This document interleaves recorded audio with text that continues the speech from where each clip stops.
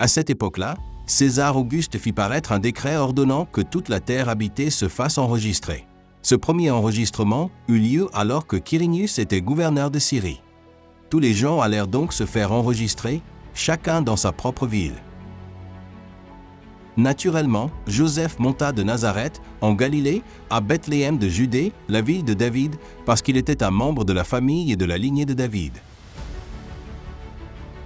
Il alla se faire enregistrer avec Marie qui, comme promis, lui avait été donnée pour femme et qui était sur le point d'accoucher.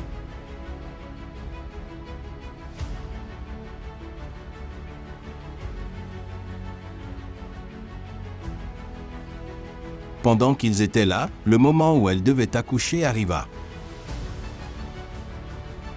Elle donna alors naissance à son fils, son premier-né. Elle l'enveloppa de linge et le coucha dans une mangeoire parce qu'il n'y avait pas de place pour eux dans la salle prévue pour les voyageurs. Dans la région, il y avait des bergers qui vivaient en plein air et qui la nuit surveillaient leurs troupeaux. Soudain, l'ange de Jéhovah se tint devant eux et la gloire de Jéhovah brilla autour d'eux. Ils eurent très peur, mais l'ange leur dit : « N'ayez pas peur, car je vous annonce une bonne nouvelle qui donnera beaucoup de joie à tout le peuple. Aujourd'hui, un sauveur vous est né dans la ville de David, c'est Christ le Seigneur. Et voici comment vous le reconnaîtrez.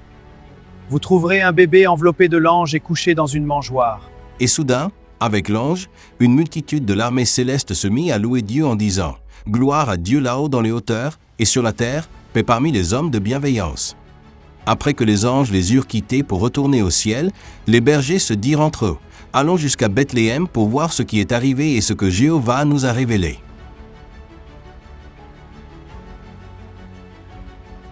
Ils se dépêchèrent d'y aller, et ils trouvèrent Marie ainsi que Joseph et le bébé couché dans la mangeoire.